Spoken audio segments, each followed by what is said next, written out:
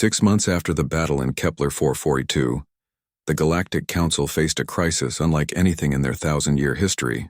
Word of humanity's actions had spread throughout known space, carried by Meridian traders and confirmed by independent observers who had witnessed the transformation of the Harvester fleet. The impossible had become routine. Ancient machines that had terrorized the galaxy for millennia were now responding to distress calls and providing humanitarian aid. Species that had been written off as unreachable by Council bureaucracy were receiving help from reprogrammed harvesters. And at the center of it all were humans, the species the Council had tried so hard to contain. 17 different civilizations had formally requested human assistance with problems the Council had declared unsolvable. The Andromedans wanted human advisors for their ongoing conflict with automated defense systems that had been attacking their colonies for decades. The Crystalline Collective asked for human engineers to help with construction projects that violated traditional safety protocols. Even the proud Zephyrians had quietly inquired about human military consultants. Josiah found himself in the unprecedented position of representing humanity before the full Council assembly. He stood in the great chamber on the neutral world of Nexus Prime, addressing representatives of 100 species who had gathered to debate humanity's place in galactic civilization. The Meridian rescue was an anomaly, insisted Ambassador Valdris of the Zephyrians. Humans simply experienced favorable circumstances. One successful mission does not justify changing our policies regarding their species. 17 successful missions, Josiah corrected, referencing the growing list of human interventions across the galaxy. At what point does luck become a pattern? The truth was evident to everyone in the chamber, even those who refused to admit it openly. Humanity's greatest strength was not their technology, which was still inferior to most Council species. It was not their numbers, which were tiny compared to galactic civilization. It was their absolute refusal to accept that anything was impossible if it was worth attempting. The Crystalline Collective's representative, a being of Livingstone who spoke in harmonics that took several seconds to translate, raised concerns about human unpredictability. These beings do not follow established protocols. They ignore safety regulations. They take risks that no rational species would consider. That is exactly why they succeed where we fail, replied Ambassador Zara of the Meridians, who had been granted speaking privileges for this session. When my people called for help, the Council formed a committee to study our situation. Humans heard our distress signals and immediately responded. While you were debating acceptable risk levels, they were saving lives. Captain Helen Brooks sat in the observer section, watching her former student address the most powerful political body in the galaxy. She had been promoted to admiral and now commanded humanity's first official deep space fleet. But she remembered when Josiah was just a frustrated young man staring out at Earth and dreaming of exploring the stars. The debate continued for hours, with representatives from various species arguing about human methods and motivations. The Andromedans praised human creativity while the Zephyrians worried about human unpredictability. The Crystalline Collective appreciated human efficiency, while smaller species feared human dominance. Through it all, Josiah maintained the same calm determination that had driven him to ignore Council orders in the first place. When asked to explain human behavior, he gave simple answers. When challenged about human methods, he pointed to results. When accused of being dangerous, he did not deny it. Humans are dangerous, he admitted during one exchange. We are dangerous to complacency. We are dangerous to bureaucracy that values procedure over results. We are dangerous to anyone who thinks some problems are too difficult to solve, or some people are not worth saving. The Meridian crisis had revealed something important about galactic civilization. The Council species were not evil or incompetent, but they had become cautious to the point of paralysis. They could study problems for decades without taking action. They could form committees to discuss issues while civilizations burned. They had forgotten that sometimes the most logical choice was to ignore logic entirely. The Council has protocols for everything, observed Dr. Lisa Morgan, who had been granted expert witness status. Protocols for first contact, protocols for disaster relief, protocols for interspecies conflict resolution. But all your protocols assume that patience is more valuable than results. Humans believe that some situations require immediate action, regardless of risk. The breakthrough came when Ambassador Thorne of the Andromedans stood to address the assembly. His species had been fighting automated defense systems for 50 years, using traditional military tactics that had proven ineffective against opponents designed to counter logical strategies. "We have requested human assistance not because we trust their methods," Thorne said, "but because our methods have failed. After 5 decades of conventional warfare, we are no closer to defeating the machines that threaten our colonies. Perhaps it is time to try unconventional approaches." One by one, other species representatives began sharing similar admissions. The Crystalline Collective had construction projects that had been stalled for centuries because no one was willing to attempt unsafe building techniques. The Aquatic Union had been losing colonies to environmental disasters that council protocols said were too dangerous to address directly. In every case, the problems had been declared unsolvable by experts who valued safety over success. But humans had proven that some problems could only be solved by people willing to ignore expert opinions and attempt the impossible. The final vote was closer than Josiah had expected, but the result was clear. The Galactic Council formally removed all restrictions on human exploration and first contact activities. More importantly, they established the Human Intervention Corps, a joint organization that would coordinate human assistance with species facing unsolvable problems. "You did it," Helen whispered as the vote was announced. "You never gave up on the dream." Josiah looked out at the assembled representatives of 100 species, many of whom were already discussing cooperation agreements with humanity. Through the chamber's massive viewports, he could see human ships working alongside alien vessels on projects that would have been impossible a year earlier. But the real victory was not political. Outside the council chambers across the galaxy, humans were doing what they did best, helping people who needed help, solving problems that others called impossible, and refusing to accept that any challenge was too great to attempt. The dream that had started on Luna Station, with a young man staring at Earth and refusing to accept limitations, had become something much larger.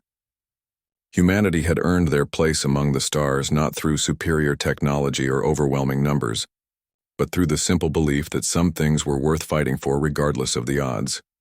Roy Peterson's words echoed in Josiah's memory. The only regret was not starting sooner.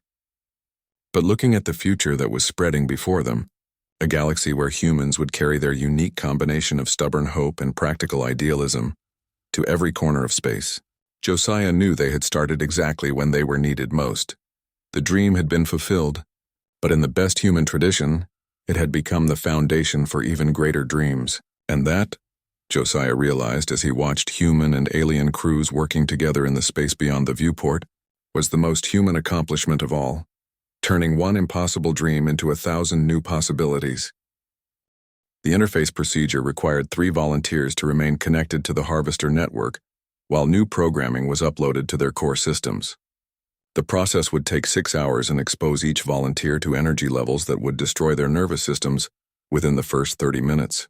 It was, by any reasonable definition, a suicide mission. Josiah naturally insisted on taking one of the interface positions himself. As mission commander, he felt responsible for the safety of both his crew and the Meridian civilians. But his team had other ideas about who should make the ultimate sacrifice. While Josiah was in a planning meeting with Meridian engineers, Roy Peterson, Sue Collins, and Ben Hayes made their way to the interface chamber that Dr. Lisa Morgan had constructed. The equipment was crude but functional, combining human engineering with salvaged harvester technology in ways that should not have worked, but somehow did.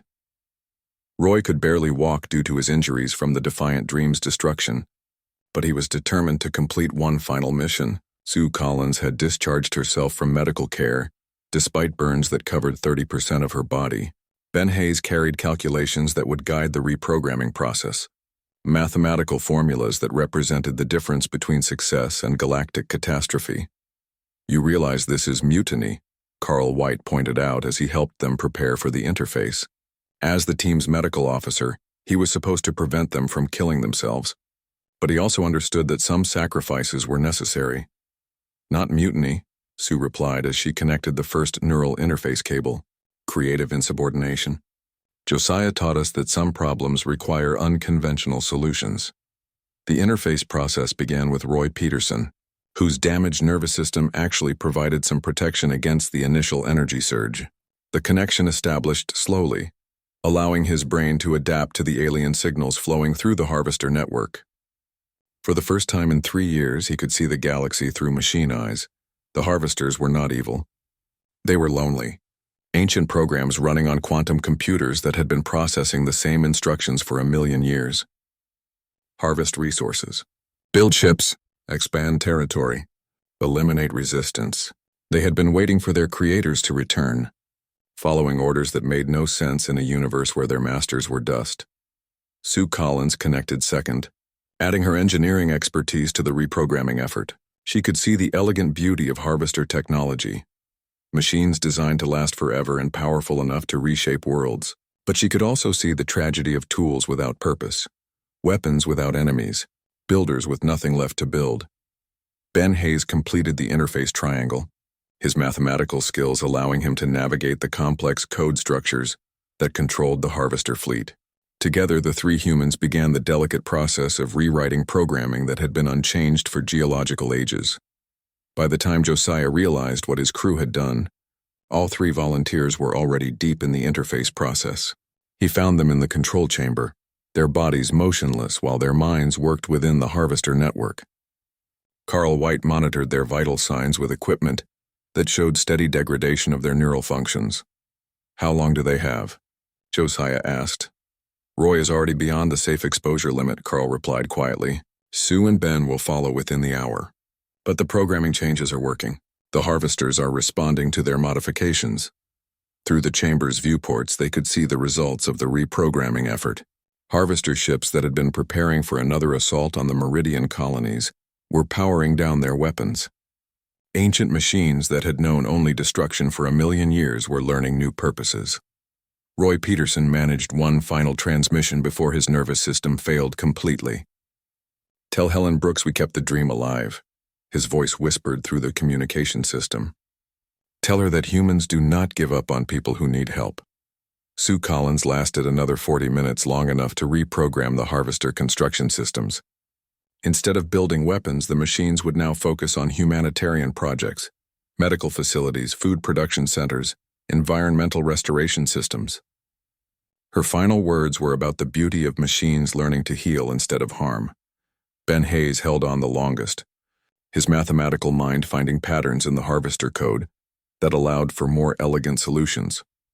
He reprogrammed their exploration protocols, turning world destroyers into scientific research platforms. When his connection finally failed, the mathematical formulas he had uploaded continued spreading through the network like digital DNA. Of the 3 volunteers, only Roy Peterson survived the procedure, and he would spend the rest of his life in a specialized medical facility. The energy surge had destroyed most of his motor functions and left him unable to speak clearly. But when visitors asked if he regretted his decision, he always managed the same response: "Worth it." The reprogramming succeeded beyond their highest hopes. Across the Kepler 442 system, Harvester vessels began new tasks assigned by human volunteers who had died to give them purpose. Mining ships became construction platforms. Warships transformed into exploration vessels. Weapon systems were converted to tools for planetary engineering and environmental restoration.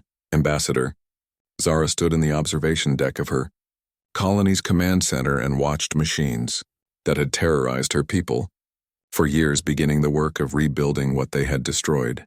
Harvester construction crews were already assembling new habitation modules for the Meridian refugees.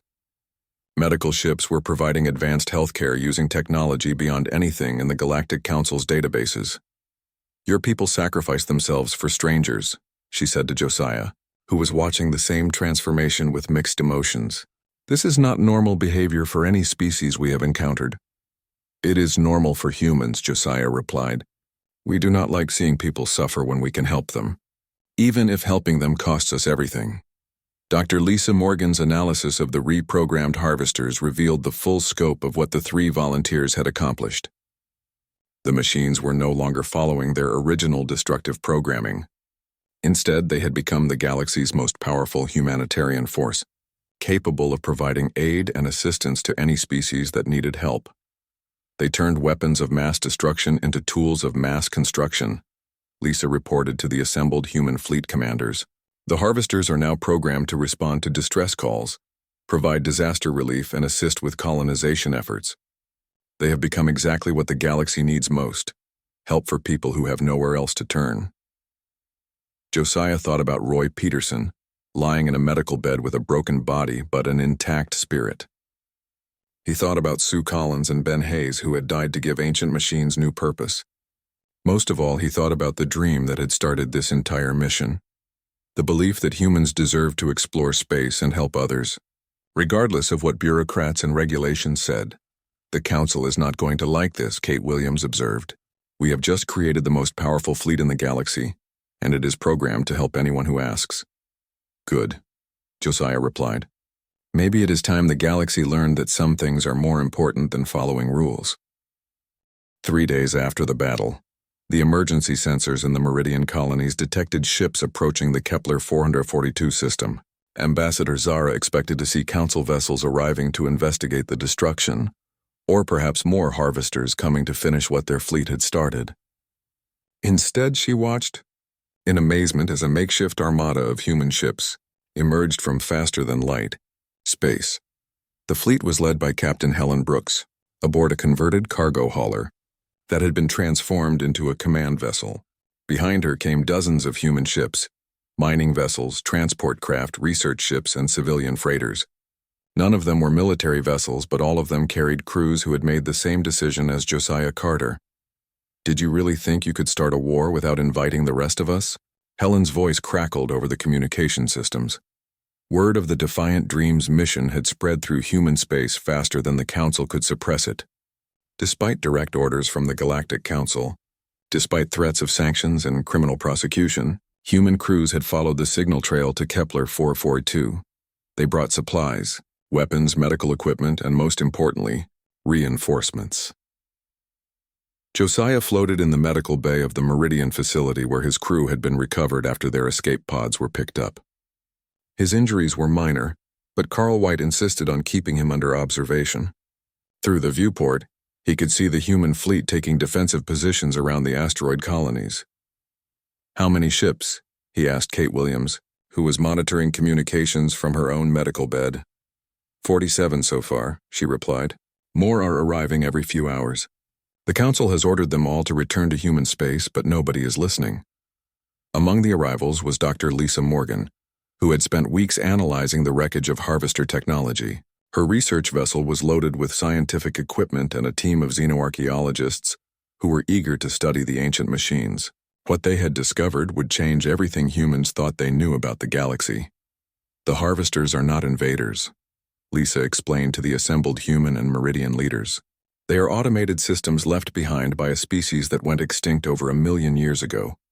They have been following their original programming ever since, harvesting resources for masters who no longer exist. The revelation was staggering. The machines that had terrorized dozens of species across the galaxy were essentially orphaned tools, still trying to complete tasks assigned by beings who had died before humans had even developed agriculture. They were not evil, just lost and incredibly dangerous. Can they be reprogrammed? Ambassador Zara asked. Theoretically, yes, Lisa replied, but someone would have to interface directly with their core systems. The process would require physical contact with the harvester network, and the energy levels involved would be lethal to any organic being. Ben Hayes studied the technical specifications and felt his heart sink. The interface would require someone to remain connected to the harvester network for at least 6 hours, while new programming was uploaded. The energy flow through organic neural tissue would be fatal within minutes. So we are back to fighting them the hard way, Sue Collins said from her own medical bed. Her injuries from the engine room explosion were more serious, but she refused to let that stop her from planning their next move. Roy Peterson had survived the destruction of the Defiant Dream, but barely. The explosion had damaged his nervous system, leaving him partially paralyzed and confined to a medical support unit. When he heard about the interface requirement, his response was immediate and predictable. I will do it, he said. My nervous system is already damaged. I might last longer than someone healthy. Half the human crew volunteered within minutes. Carl White pointed out that his medical training might help him survive the procedure longer. Paul Rodriguez argued that his engineering background made him the logical choice. Even Kate Williams, despite her communications specialty, having nothing to do with the interface, insisted she should be considered. The Meridians watched this display of casual self-sacrifice with growing amazement. They had lived under the threat of the harvesters for years, but these humans had known about the machines for only days. Yet they were willing to die to stop a threat that was not even aimed at their own species. This is why the Council fears you, Ambassador Zara realized. They are not afraid you will hurt others. They are afraid you will make everyone else look cowardly by comparison. Josiah understood the truth in her words. The Galactic Council was made up of species that valued survival above all else. They were logical, cautious, and risk-averse. When faced with a problem like the harvesters, they would form committees and study the issue for decades rather than take immediate action. But humans were different. When they saw a problem that needed solving, they solved it. When they saw people in danger, they helped. When they faced impossible odds, they found a way to make the impossible merely difficult. The Council thinks we are dangerous because we do not calculate acceptable losses, Josiah said. When we see people who need help, we help them. We do not worry about whether it is logical or safe or politically convenient. Helen Brooks had been coordinating the human fleet's defensive positions, but she took time to visit Josiah in the medical bay. She found him staring out at the stars, thinking about the choice they faced. The interface procedure is suicide, she told him. Even if someone volunteers, they will not survive the process. I know, Josiah replied. But if we do not try, the harvesters will eventually rebuild their coordination systems. They will finish destroying the Meridians and then move on to other systems. How many more civilizations will die because we were too afraid to take risks? Helen sat beside her former student and saw the same determination that had driven him to ignore council orders in the first place. She also saw something new. The weight of command, the burden of making decisions that would cost lives no matter what choice he made. There might be another way, she said. Lisa thinks the interface load could be shared between multiple volunteers. It would still be fatal, but it might allow the procedure to succeed. Josiah looked at his mentor and saw the same fire that had inspired him to reach for the stars. Helen Brooks had spent 20 years fighting the Council's restrictions on human exploration. Now, in the asteroid belt of a distant system, she was ready to make the ultimate sacrifice to prove that humans deserved their place among the stars. How many volunteers would it take? He asked. 3, maybe 4. The load would be distributed between them, but they would all die in the process.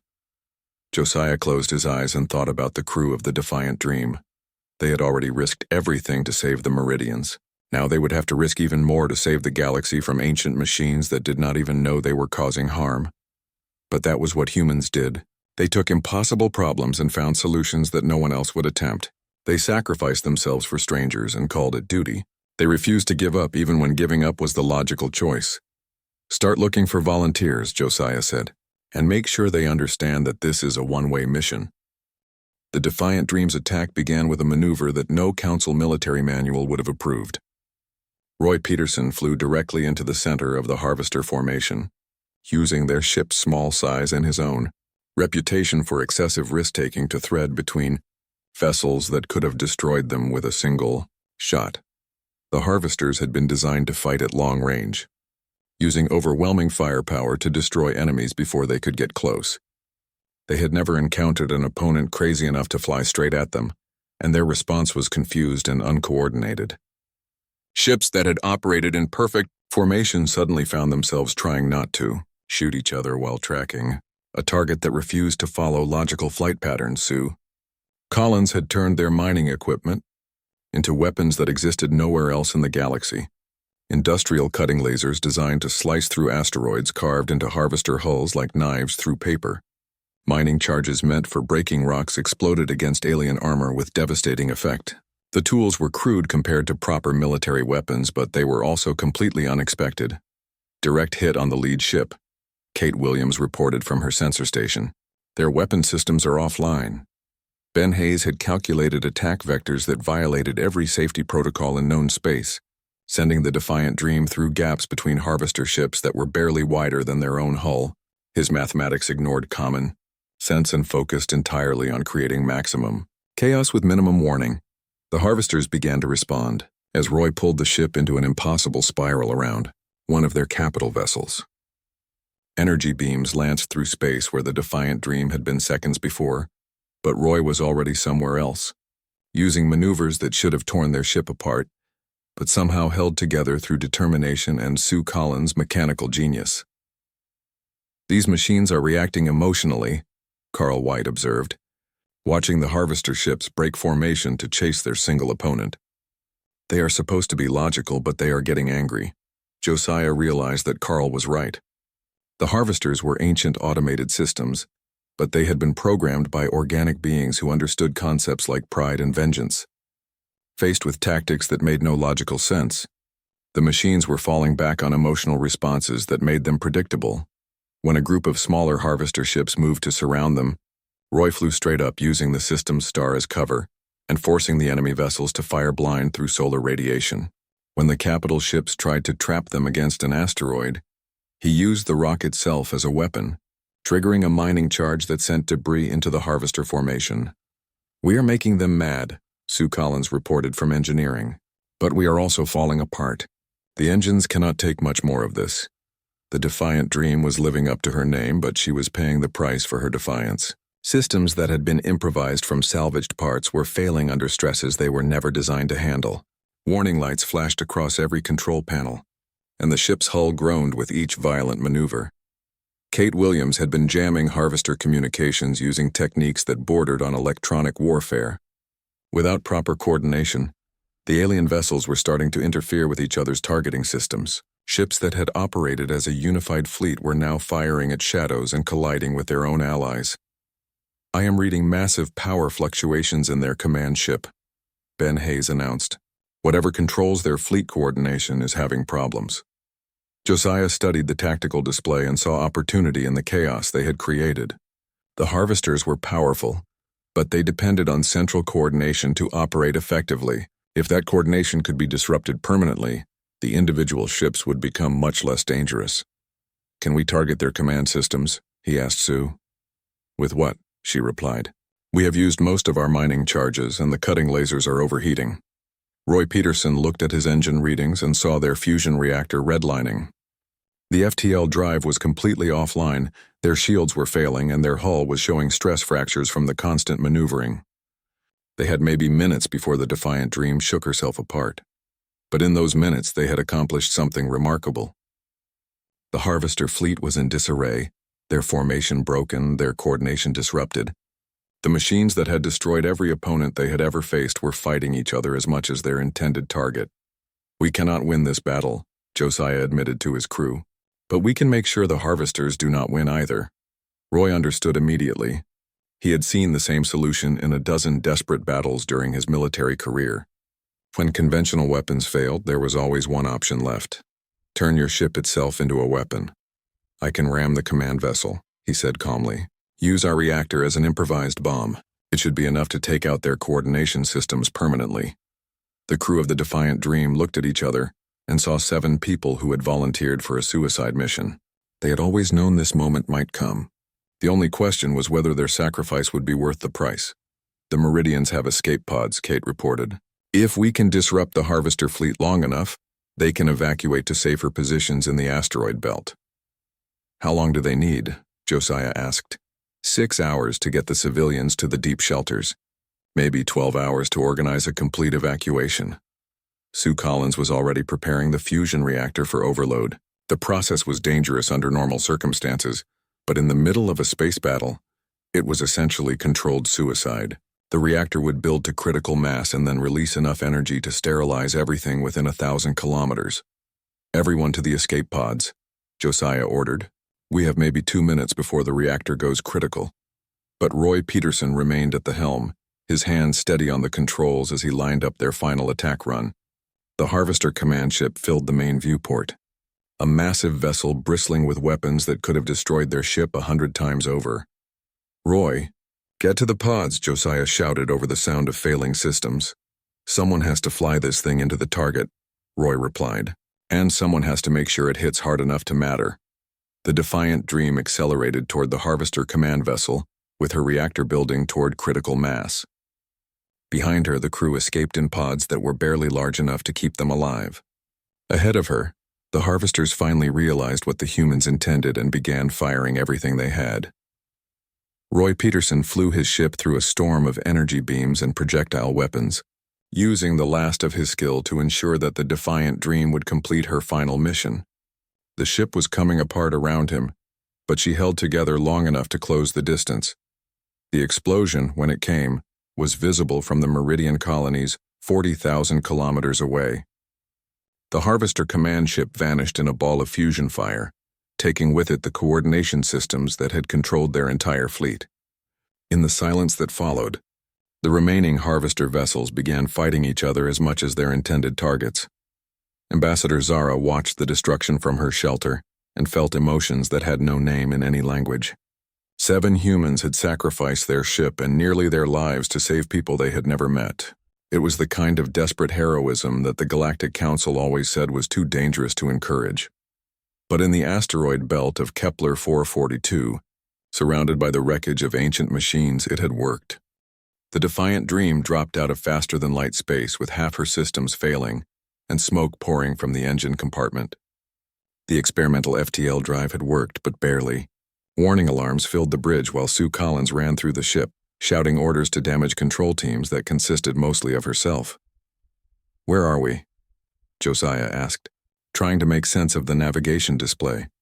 Ben Hayes worked frantically with calculations that were more hope than science. The salvaged alien equipment was not designed to work with human computers, and their position readings made no sense. But through the main viewport they could see a yellow star surrounded by planets and a thick asteroid belt. "I think we made it," Ben said. "Those asteroids match the configuration from the radio telescope data. We are in the Kepler 442 system." Roy Peterson fought to keep the ship stable while Sue Collins performed miracles in the engine room. The fusion reactor was running hot. The artificial gravity was fluctuating and the life support systems were making sounds that no machine should make. But they were alive, and they were where they needed to be. "I am picking up the distress signals," Kate Williams reported from communications. "They are much stronger here.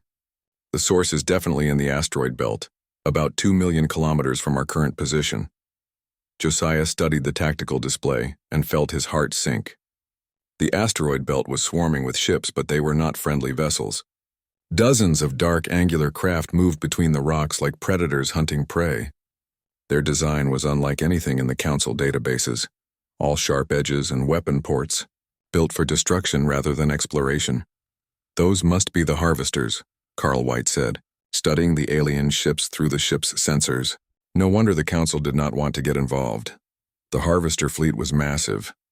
12 capital ships, each one larger than anything in the human navy. 50 smaller vessels that moved with the precision of a military formation, and scattered throughout the asteroid belt, the wreckage of ships that had tried to fight them and lost. "How many people are we trying to rescue?" Roy asked. Kate fine-tuned the communication equipment and tried to establish contact with whoever was sending the distress signals. The response came quickly, transmitted on an emergency frequency that carried desperation across the vacuum of space. The aliens called themselves Meridians, and their leader was Ambassador Zara. Her voice came through the universal translator with emotions that needed no interpretation. Hope mixed with despair, gratitude combined with disbelief that anyone had finally answered their calls. "You came," she said, and Josiah could hear tears in her alien voice. "We have been calling for help for 3 years. The Council species promised to assist us, but they said we were unreasonable." "What did they want you to do?" Josiah asked. "Abandon our worlds," Zara replied. "They said we should relocate our entire civilization to a system they deemed safer. When we refused to leave our ancestral homes, they declared us irrationally attached to unsuitable territory and withdrew their offer of assistance."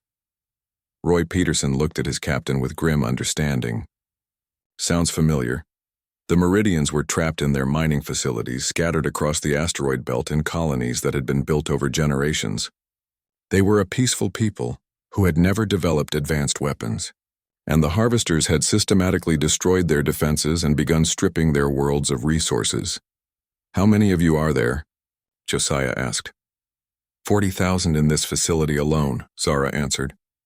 "Perhaps 200,000 throughout the system." We have been hiding in the deep mines, but the harvesters are breaking through our barriers. We have maybe days before they reach the civilian shelters. Carl White checked their medical supplies and shook his head. The Defiant Dream could not evacuate 40,000 people, let alone 200,000. Their ship was barely large enough for their own crew, and their life support systems were already strained from the rough journey. Sue Collins looked up from her damage control efforts with oil on her face and determination in her eyes. "So what is the plan, Captain?" Josiah studied the tactical display again and saw 12 capital ships, 50 escort vessels, and one barely functional human cargo ship. By every measure that mattered, they were outnumbered, outgunned, and operating with equipment held together by spare parts and determination. Any rational being would have called for reinforcements. Any logical species would have withdrawn to plan a proper rescue mission. Any sensible captain would have acknowledged that some battles could not be won. But Josiah was human, and humans had never been accused of being sensible. "We are going to do what humans do best," he said. "We are going to fight something bigger than us with worse odds than anyone should accept, using whatever we can find." Ben Hayes pulled up detailed scans of the harvester formation. 12 capital ships and 50 smaller vessels. "We have one cargo ship with improvised weapons and a crew of 7. "Perfect," Roy Peterson said, cracking his knuckles. Even odds never taught anyone anything worth knowing. The plan they developed would have been rejected by every military academy in the galaxy. It relied on speed, surprise, and the assumption that the harvesters were designed to fight logical opponents who followed predictable tactics. But humans were neither logical nor predictable, and Josiah was counting on that confusion to give them an advantage. Sue Collins had weaponized their mining equipment, turning industrial cutting lasers into makeshift weapons and mining charges into improvised torpedoes. The tools were never designed for combat, but they were built to break apart asteroids, and Josiah hoped that harvester ships were not much different from very large rocks. "We get one pass," he explained to his crew. "We fly straight into their formation, cause as much damage as possible, and try to disrupt their coordination. After that, we improvise." "What if improvising does not work?" Carl asked. Josiah looked at his crew and saw 7 people who had volunteered for a mission that every expert would call impossible. They were mechanics and scientists, pilots and doctors, united by the simple belief that some things were worth attempting, even when failure was almost certain. "Then we improvise harder," he said. "Ambassador," Zara's voice crackled over the communication system one more time. "Unknown humans, you should know that the harvesters have never been defeated. Every species that has tried to fight them has been destroyed. Your ship is very small." "Small ships are harder to hit," Roy replied as he began the attack run. "And sometimes small is exactly what you need." The Defiant Dream accelerated toward the harvester formation, her improvised weapons charging for humanity's first battle in deep space. Behind them, 200,000 Meridians watched and waited to see if their impossible rescuers could accomplish what the entire Galactic Council had declared too dangerous to attempt. 3 months passed before Josiah found what he was looking for. He spent his off-duty hours in the deep parts of Luna Station, where the old radio telescopes collected signals from across the galaxy. The Council had newer equipment, but they only listened to approved frequencies. The human telescopes were older and simpler, but they listened to everything.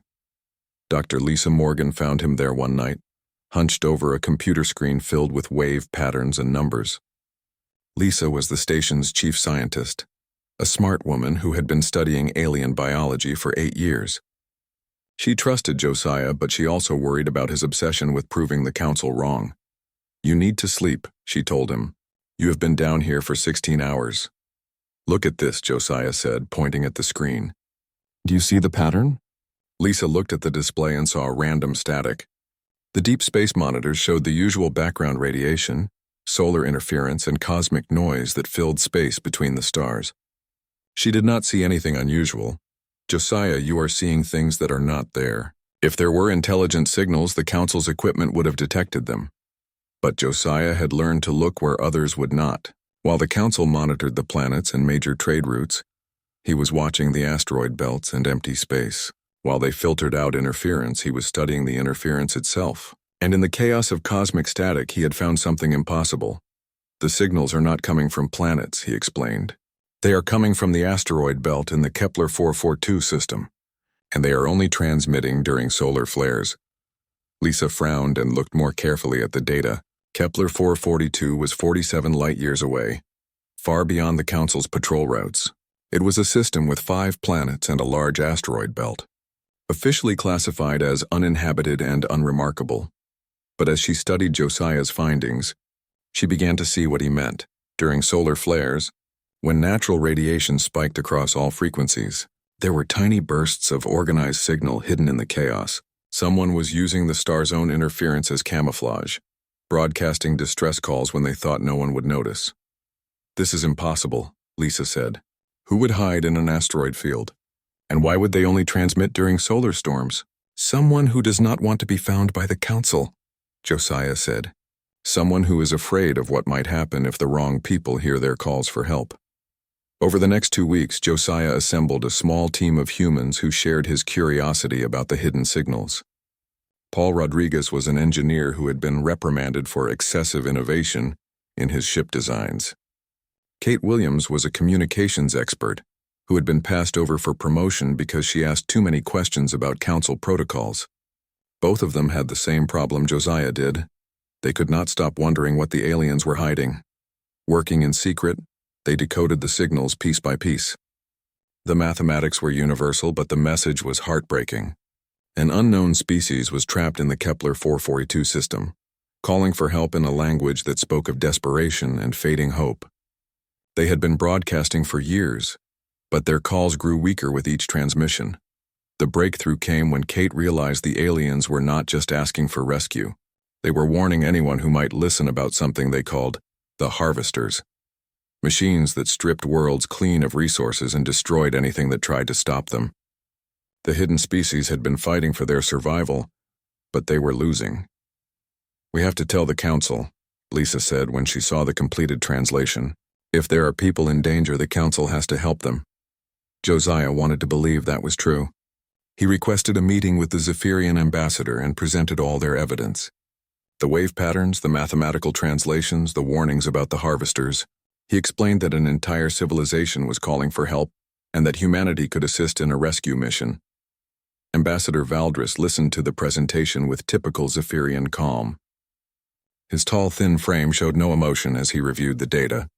When Josiah finished speaking, the ambassador's response was swift and final.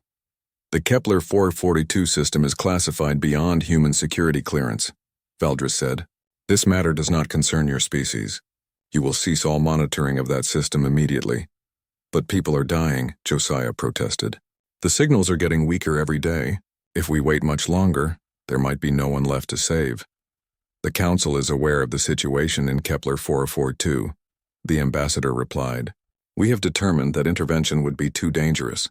The matter is closed." Josiah stared at the alien diplomat and felt something cold settle in his stomach. The Council knew. They had always known. An entire species was calling for help, and the Council had decided to let them die rather than risk getting involved with whatever was destroying them. "You are just going to ignore them," Josiah said. "We are following proper protocols," Valdris answered. "The Council does not take unnecessary risks, especially not with species as unpredictable as humans." That night, Josiah walked the corridors of Luna Station and thought about what the ambassador had told him. The Council knew about the trapped aliens but would not help them. They had classified the entire situation to prevent anyone else from trying to help. They would rather let an entire civilization die than risk their own safety. He found himself back at the observation deck, staring out at Earth. Helen Brooks joined him there, as she always did when he needed to think. "They said no," Josiah told her. "I figured they would," Helen replied. "The Council does not like taking risks." They knew, Helen. They have known all along. There are people dying out there, and the Council has decided it is not their problem. Helen was quiet for a long time. She had seen this before, in her 20 years of dealing with the Galactic Council. The aliens were not evil, but they were careful to the point of cowardice. They would study a problem for years rather than act quickly. They would form committees and write reports while civilizations burned. "So what are you going to do?" she asked. Josiah looked at his reflection in the window and made a decision that would change everything. The Council would not help the trapped aliens. They would not even let humans try to help. But humans had never been good at following rules when lives were at stake. "I am going to do what humans do best," he said. "I am going to ignore the rules and try anyway." Building a faster-than-light ship without the Council's knowledge seemed impossible, until Josiah remembered that humans specialized in doing impossible things. The key was not to build something new, but to modify something that already existed, and the best place to do that was far from the watchful eyes of alien supervisors. Ceres Station was an old mining facility on the edge of human space. It had been abandoned for 3 years after the ore deposits ran out, but the basic infrastructure was still intact. More importantly, it was off the main shipping routes and rarely visited by Council patrols. If someone wanted to work on a secret project, Ceres was the perfect place to do it. Josiah's team grew slowly and carefully.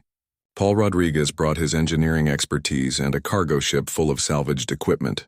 Kate Williams provided communication gear and encryption systems that could hide their transmissions from Council monitors. Dr. Lisa Morgan joined them reluctantly, bringing medical supplies and scientific instruments. The most important addition was Captain Roy Peterson, a former military pilot who had been grounded for what the Council called excessive risk-taking behavior. Roy had a reputation for flying impossible missions and bringing his crew home alive. He also had a deep hatred for bureaucrats who valued regulations more than results. "So let me understand this," Roy said when Josiah explained the plan.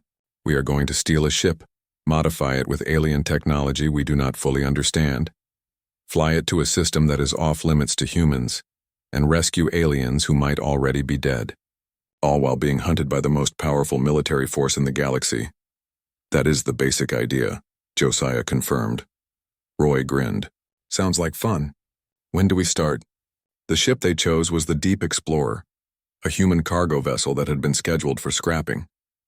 She was old and slow, but her hull was solid and her fusion engines were reliable.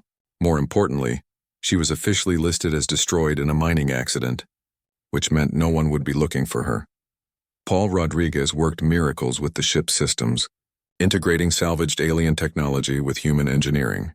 The faster-than-light drive came from a wrecked Zephyrian scout ship. The shields were crystalline collective surplus equipment. The weapons were improvised from mining lasers and industrial cutting tools. The result was a ship that no engineer in the galaxy would have approved. Her systems were incompatible, her safety margins were non-existent, and her chances of surviving a long journey were questionable. But she could fly faster than light, and that was all they needed. They named her the Defiant Dream, though her official registration listed her as a routine mining survey vessel. Josiah thought the name was appropriate. They were defying the Council's authority and chasing an impossible dream of saving people they had never met. Sue Collins joined them as chief mechanic, a woman who could make any machine run long enough to complete its mission. Ben Hayes came aboard as physicist and navigation specialist, bringing calculations that pushed the boundaries of safe space travel. Carl White signed on as medical officer, knowing that rescuing unknown aliens would require someone with experience in xenobiology. Each crew member had been rejected by the Council for being too typically human. They were too independent, too willing to take risks, too likely to ignore orders when their conscience told them otherwise. In other words, they were exactly the kind of people who would volunteer for a suicide mission to save strangers. The modifications took 6 months to complete. They worked in shifts around the clock, using the abandoned mining tunnels of Ceres to hide their activities. Kate Williams set up a network of sensors to warn them if Council ships approached. Paul Rodriguez trained the crew on systems that existed nowhere else in the galaxy. The breakthrough came when Ben Hayes solved the navigation problem. Flying to Kepler 442 would require precise calculations through unmapped space. One mistake would leave them lost between the stars. But Ben had found a way to use the trapped aliens' own signals as a navigation beacon. They could follow the distress calls home. Everything changed when Council security discovered their project. A routine patrol had detected unusual energy signatures coming from Ceres. Within hours, 3 Zephyrian warships were approaching the asteroid, demanding that all human activity cease immediately. "How long until they arrive?" Josiah asked. 4 hours, Kate replied from the communication station. "Maybe less if they push their engines." The Defiant Dream was not ready. Her systems were still being calibrated, her weapons were untested, and her crew had never flown together. But they were out of time. It was launch now or surrender, their only chance to help the trapped aliens. "All crew to stations," Josiah announced over the ship's intercom. "We are leaving early." Roy Peterson slid into the pilot seat and began the startup sequence. Warning lights flashed across the control panels as systems that had never been tested came online. The fusion reactor hummed with barely contained power while the alien FTL drive charged for its first jump. "Are you sure this thing will work?" Sue Collins asked from engineering. "No," Paul Rodriguez replied honestly, "but it should work long enough to get us there." The Zephyrian ships arrived just as the Defiant Dream lifted off from Ceres.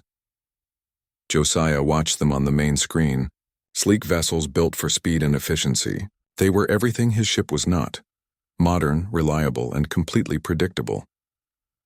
"Human vessel, you are in violation of Galactic Council regulations," came the transmission from the lead Zephyrian ship. "Power down your engines and prepare to be boarded." "Tell them we are on a humanitarian mission," Josiah ordered. Kate sent the response, but the aliens were not interested in human explanations. To them, the Defiant Dream was just another example of human unpredictability. Humans who ignored regulations, stole technology, and flew ships that should not exist. "They are charging weapons," Roy reported. "Should I take evasive action?" Josiah looked at his crew and saw 7 people who had volunteered to risk everything for aliens they had never met. They were about to prove something important about humanity, something the Council had never understood. Sometimes the most irrational action was also the most necessary. "Jump," he ordered. The Defiant Dream vanished into faster-than-light space, leaving the Zephyrian ships behind. In the twisted dimensions of FTL travel, Josiah's crew flew toward their destination with failing systems and impossible odds. But they also flew with something the Council species had forgotten: the absolute certainty that some things were worth any risk. Josiah Carter pressed his face against the cold glass of the observation window and watched Earth spin slowly in the darkness. The blue planet looked so small from Luna Station, just a tiny ball of light against the black void of space. He had been standing there for 2 hours thinking about the letter that had arrived that morning. Another rejection. The third one this year. The Galactic Council had said no again. They would not let humans explore beyond their own solar system. The alien ambassadors used big words like philosophically immature and emotionally unstable, but Josiah knew what they really meant. They thought humans were too dangerous, too wild, too stubborn to be trusted with meeting other alien races. Captain Helen Brooks found him there, just like she did most nights when the rejections came. She was an older woman with gray hair and kind eyes who had been fighting the same fight for longer than Josiah had been alive. She had tried to get humans into deep space exploration for 20 years. The aliens always said no. "Bad news again," Josiah said without turning around. His breath made small clouds on the glass. "The Zephyrians think we are too aggressive for first contact missions. They said humans might start wars with primitive civilizations." Helen stood beside him and looked out at Earth. She remembered when the first alien ships had arrived 10 years ago. Everyone on Earth had been so excited. Finally, humans would join the great community of spacefaring races. They would explore new worlds and meet new peoples. They would take their place among the stars. But it had not worked out that way. The Galactic Council had rules. Lots of rules. Humans could join the Federation, but only as junior members. They could travel to nearby dead planets, but only with alien supervisors. They could build space stations in their own solar system, but they could not go beyond it alone. Every human ship had to carry alien observers who made sure humans did not do anything dangerous. "What did you tell them this time?" Helen asked. "I told them we would find another way," Josiah said. His reflection in the window showed a young man with dark hair and determined eyes. He was only 28, but he had already spent 5 years fighting the Council bureaucracy. "There has to be another path, Helen. Humans deserve to explore space. We deserve to meet new civilizations on our own terms." Helen smiled sadly. She had heard this speech many times before.